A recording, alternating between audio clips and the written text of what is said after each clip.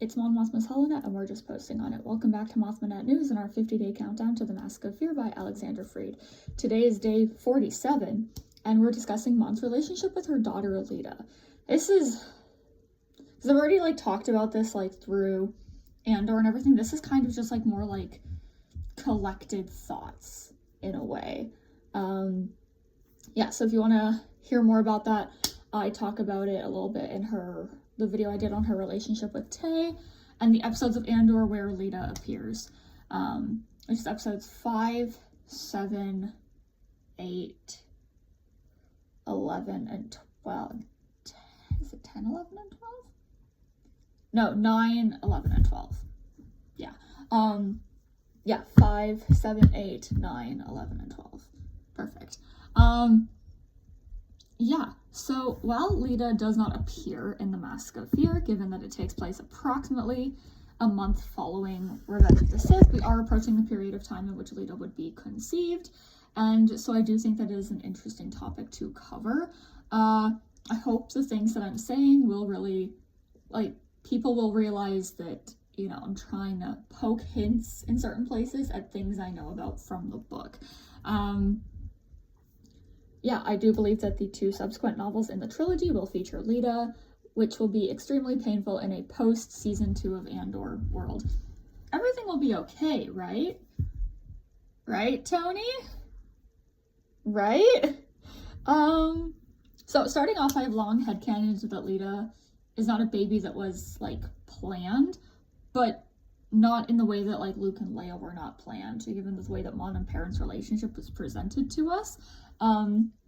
I feel like if you talk to Anakin and Padme, they'd be like, oh yeah, we could have kids someday. Whereas, and that Luke and Leia were just a surprise. Whereas Leida was a surprise.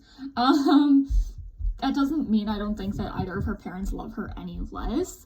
I just think that the context in which a child is conceived is very important to ultimately, that child's future. I say this, I was not a planned baby, and I was not wanted. I am pro-choice for a reason. It's what if your mother had aborted you? And I'm like, then I wouldn't have suffered through my childhood, thank you very much.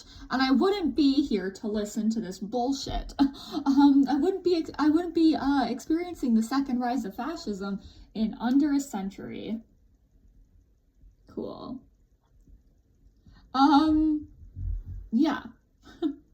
So, also with that, I have also believed that when Leida was younger, she and Mon were very close.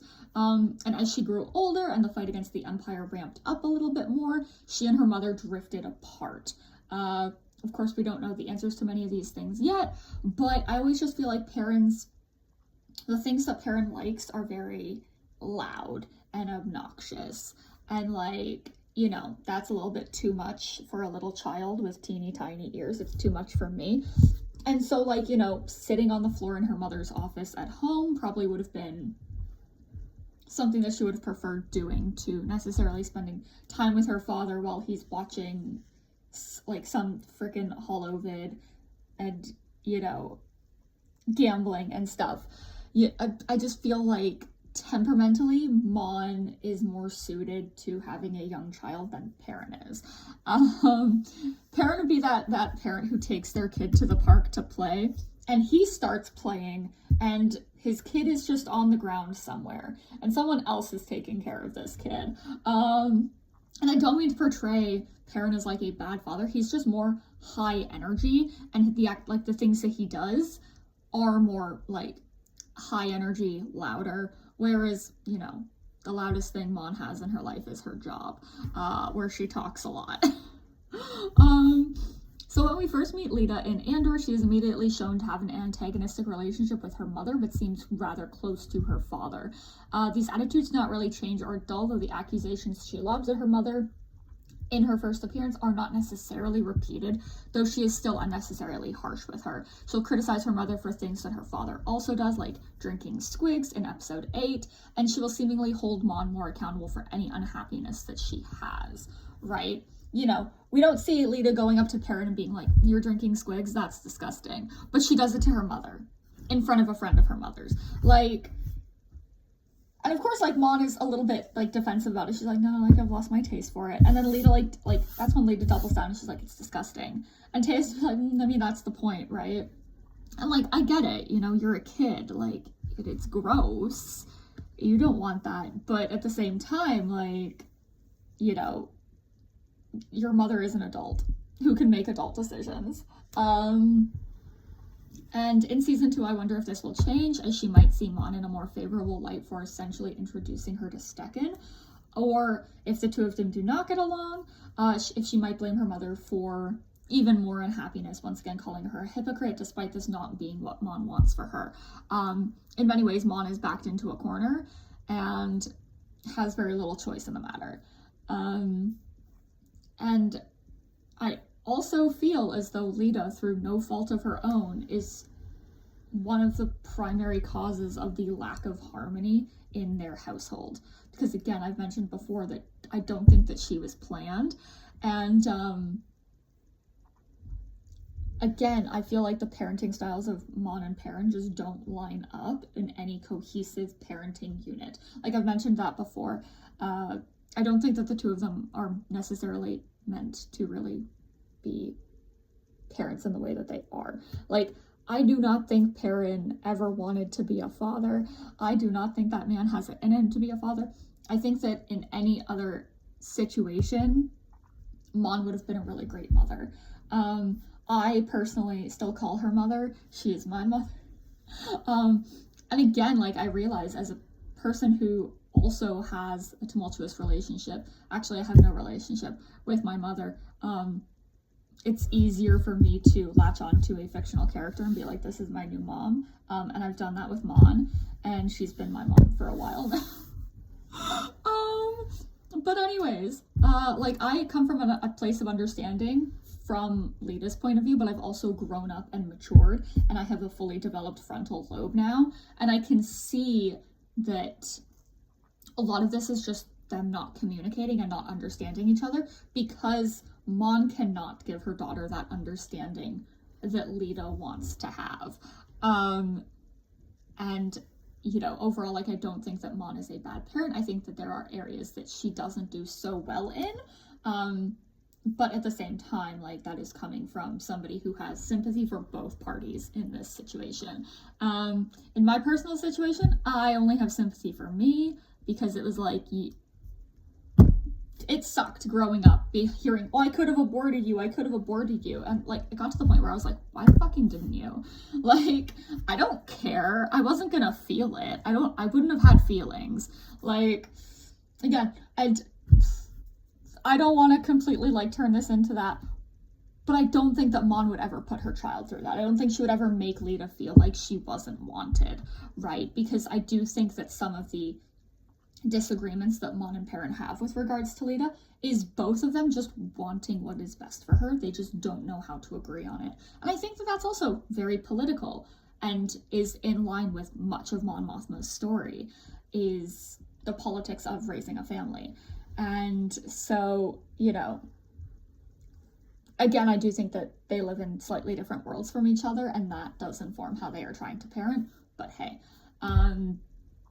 like, Leida is someone that both of her parents have to care for, and one cannot really be trusted to do any child rearing because of immaturity on their part, and the other works so much that they barely have enough time to sleep, which means that they do not have enough time to spend in the home with their family. Of course, one parent, even the irresponsible one, being around all the time is going to seem more favorable to the child than the one that is never around and always working. We see this in a lot of single income households where children are closer to their mothers, who are home all the time. They're doing the cooking, they're doing the cleaning, and they don't, like, a lot of them will turn around and be like, I don't actually really know my father because he's at work all the time. And it's not that they're ungrateful, it's that they miss that presence. They want that presence there. I didn't have that. My father was not in the household, but again, I have a lot of friends who have been in that situation. And while I, you know, applaud a family structure that allows for a parent to stay home and take care of the house, take care of the kids, I also think that a lot of families could use a little bit more balance with that, because it's like, yeah, sure, in some ways it's 50-50, but are the kids feeling like it's 50-50? Do they have enough time to get to know each parent and spend time with each parent and do activities with each parent? And I think that that's one way in which, you know, this household is really unbalanced, and we see that in the lack of harmony. Like, it's a vicious circle. I think it's why Leida feels the way that she does. Her mind may have reasoned that she is an inconvenience to her mother, and while her mother tries her best to find time and make time for the two of them, it is always on her schedule, not Leida's, which can lead to the feelings that I think that Leida's feeling in episode 5, where she's like, well, everything's always about you, isn't it? Right? In this case, like, directed at Mon. And, you know, I think that hurts Mon, because Mon is really trying. She's like, I wanted to take you to school. I wanted to have this time together. And Leida's like, no, Dad's taking me. You know, I don't have early class. Like, it's out of your way, right? She's trying to not rely on having Mom there, and that hurts. I think that hurts both of them, right? Again, people will often lash out when they are hurt, speaking as someone who also deals with that, and so seeing Leida lash out, I can see that she is hurt as well. And as I've brought up before, the fact that Mon and Perrin engage in marital discourse right in front of Leida is an area where they both fail as parents. I don't think that any kid really wants to watch their parents argue, especially over them, though I do notice that in the first scene, Leida does slightly, through her lashing out, provoke the argument with her mother a little bit more, and she is more of an active participant than her father is in it. But at the same time, she's still drawing him in, like, you're still taking me, right? And it's like, oh, you two have discussed this, and you didn't even clue her in.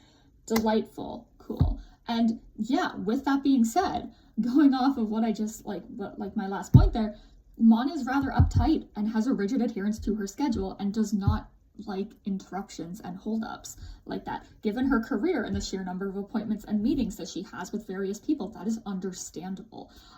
Personally, if I was waiting for somebody because we had agreed to do something and they dropped on me after the time we were supposed to leave, that they weren't coming, I would probably be upset as well, especially because sometimes I have those days where I have things that are like literally back to back to back to back, and I've got like 5 minutes to get somewhere 10 minutes away. So it's like, I have to be fast. And I really felt this when I worked 2 jobs, when people would show up late and I'd be like, I'm gonna be late for my second job. Like, I planned for you to be here on time. It's not my, like, why did you turn around and show up half an hour late? Like, you know. And again, like, I wouldn't expect a teenager to understand the rigorous schedule of literally working all day and having appointments in 7 or 8 different places, because it's like, yeah, sometimes, you know, young kids will have like a sports schedule after school or like an activities schedule or things like that, but they have someone else managing that for them. And they're like, yeah, Mon has a staff, but she still needs to get herself to those appointments. She's not waiting, like, yeah, she has Cloris driving her to those appointments, right? And she needs to make sure that he needs to make sure that he is on time so that she can be on time. But her staff isn't like, okay, this is our next activity, let's go. Whereas a child has more of that, like, hands-on with their parents, like, helping them navigate the complexities of a schedule of their own. And, like, I also acknowledge I am not always the most patient person, and in this instance, I do feel as though Leida should have communicated to her mother earlier that her father was going to be taking her to school, because she is the one changing the plans past last minute. Even like the night before, like, hey, I actually don't have to be at school early tomorrow. Dad's gonna take me. That would have given her time to prepare, right? She would, like, again, Leida points out that she is going out of her way to, like, Mon is going out of her way to do this. And so it's not like, oh, that's fine, you know, we don't have to make a stop, we're gonna save 2-3 minutes. This is out of her way, like going to work. And so it requires a lot more scheduling. And, you know, like I said, I don't expect a child to understand the rigorous schedule of a politician of Mon's caliber. But also, she is at a point where in her culture she is close to entering adulthood, and she is very eager to embrace that. But like her father, I don't think she fully understands or respects the responsibilities that come with an adult, like come with being an adult. And I don't think this is an issue unique to Perrin's influence on Leida. I also want to look at it from another angle, Leida's relationship with Vel. While I adore and appreciate Vel so much, like I love her character so much, she can also be more antagonistic with Mon than is strictly necessary. And of her family, I would also say that Vel has the best relationship with Mon on screen. Leida admires Vel very clearly, yet another adult she is happy to listen to. Really, it's just Vel and her father that she is seen as not being quite as defiant towards. They're two adults who don't have very many responsibilities in the galaxy. And again, like I bring up how Vel treated Mon with regards to Mon's responsibilities for the rebellion. Like, yeah, Vel had the responsibility of Aldani. She also had a bunch of people backing her up. She had Cinta, she had Gorn, she had Terramin, all of whom were incredible leaders. Even Cassian, right? The only one I think who didn't have like the leadership chops to lead that group would have been Nemec, because he is so young, he's so green. But at the same time, like, she wasn't alone. Mon is alone. And while there are instances of Vel acknowledging this, I do think that sometimes she forgets, like, hey, Mon is in the belly of the beast. She's trying her best. And the criticisms that you think are helpful aren't as helpful as you think they are. And again, no shade towards Vel. A, she's a fictional character. B, I actually like her as a character. I prefer her to Perrin. But you know, Vel has the privilege of going back to Chandrila and not having a care in the world. And in a way, she gets a break from the work of the rebellion. Whereas Mon lives on Coruscant and spends her days in the Senate fighting the Empire, and her nights figuring out ways to fund the rebellion, continuously fighting the Empire. That is Mon's entire life, right? And Vel can go with, you know, oh, the rebellion comes first, we take what's left. And then 15 minutes later, she's like, yeah, I'm going back to Chandrila. Yeah, I'm not going to do much, right? And it's like, yeah, we do see that she goes to Ferrix. But would Cinta have called Vel's contributions helpful there? And I think that Vel is a very interesting character, because I do appreciate, you know, seeing someone who, you know, doesn't have necessarily any reason to hate the Empire still fighting the Empire. Because, like, yeah, the wealthy were going to stay wealthy. The people in the core worlds probably would have been generally fine if they had just let the Empire do what the Empire wanted. But with the willingness to stand up. So it's like, we know that Vel knows right from wrong, which is why I also am like, I don't like having to criticize her, because I do love her, and I do think that characters like her are very important. But she doesn't have the same stresses that her cousin has.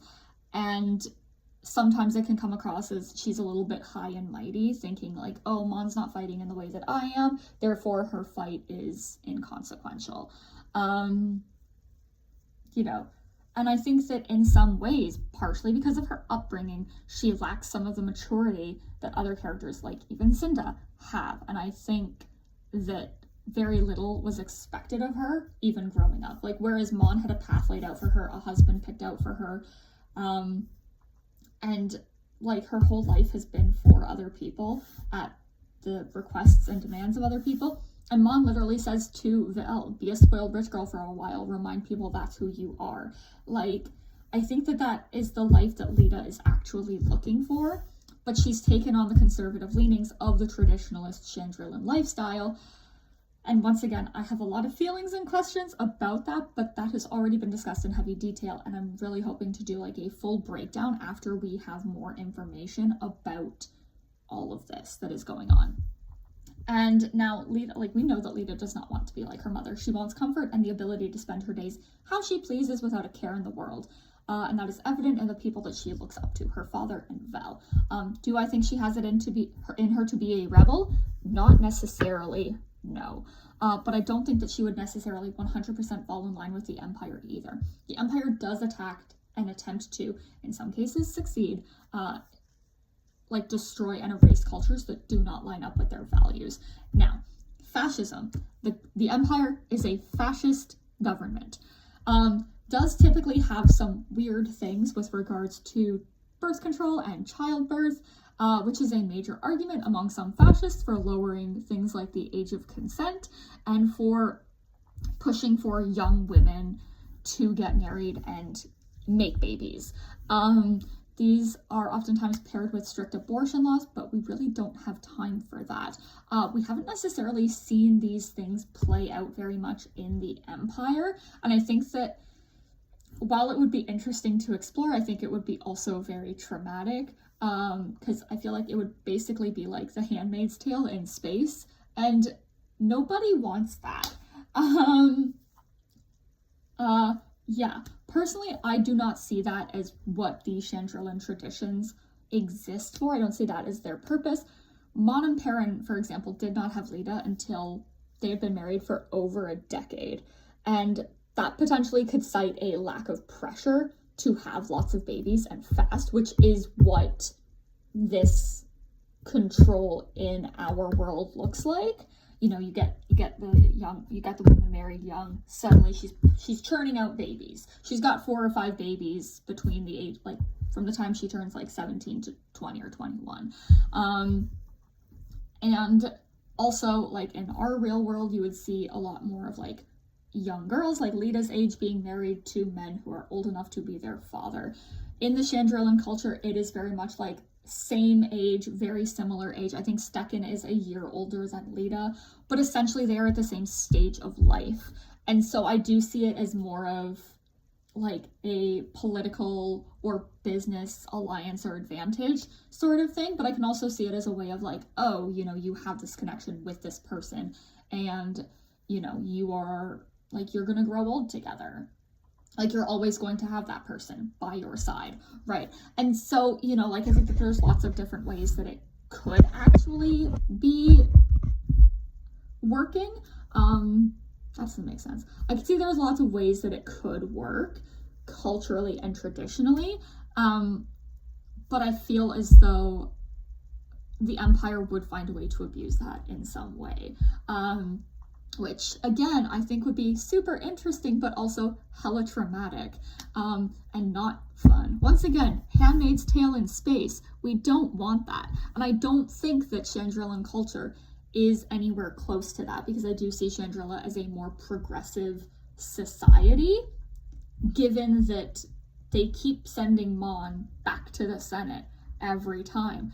And, it's yeah, sure, she benefits from the fact that she entered into this traditional marriage, and now she has a daughter. But for the first decade of her career or so, she didn't have a child. And so they're I don't think that the voters were very much well, she's not actually living up to our traditions. No, I think that there's a lot of nuance with this, and it was also said in Andor, they're it was oh, I thought it was going away, and it's oh no, it's coming back now. And it's even stronger on Coruscant than it is on Chandrila, which lends to a lens of diaspora that I have also kind of addressed. I think that Leida is very fascinating in her connection to her culture. Yeah. Oh, I do have a note here, gee, I wonder what the Furthas had to force Mon to marry their shitty-ass son. Delightful. She could have been married to a successful banker, but hey. No, I guess not. My point here is that we are unsure how the Empire would feel about these cultural traditions. These are things that point to support for the traditions. There are things that would be oh yeah, the Empire would support this, and things that are the Empire wouldn't support this. Furthermore, the wedding itself would be a cultural practice / tradition, and we have to look at how the wedding and things that may happen at it, or at wedding related events that may be considered a violation of standing imperial legislation that was introduced following Aldhani. Delightful. This occurred to me very recently. To quote Yularen in season 1, episode 7 announcement, Andor, he says, the use of any local custom, festival, or tradition as cover for rebel activity will trigger permanent revocation of imperial tolerance. So Mon is potentially agreeing to this potential wedding because the father of the boy who might be marrying Leida is helping her fund the rebellion. I don't think the timeline here is a mistake. We specifically meet Tay following Eldani and the introduction of these rules, and he's the one who ultimately brings Skulden over, and he puts the offer/demand on the table. Skulden puts the offer/demand on the table. I think the wedding, which would fall under a local tradition, because most cultures have their own like sort of wedding celebrations. What the fuck? I think it's going to be used, at least in part, for some level of rebel activity, and I'm sure the Empire could find a way to make that charge stick.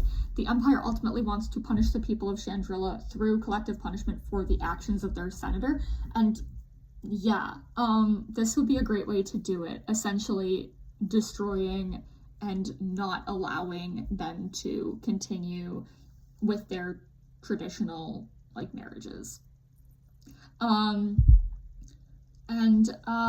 Yeah, this would definitely be a way to start.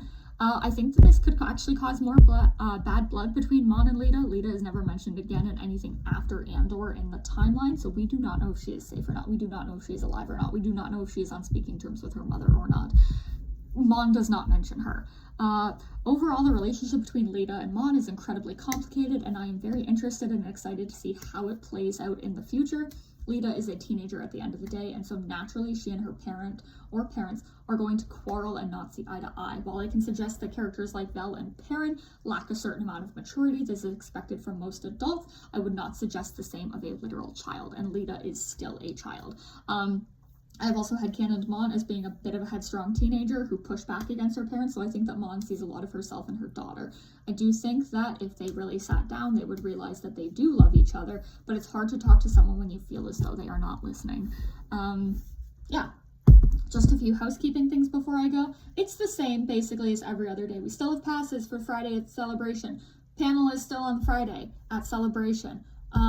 If you can't make it, one of my friends is recording it. We're posting it to YouTube. Tomorrow is day 48. We'll be talking about the trio we all knew that we needed.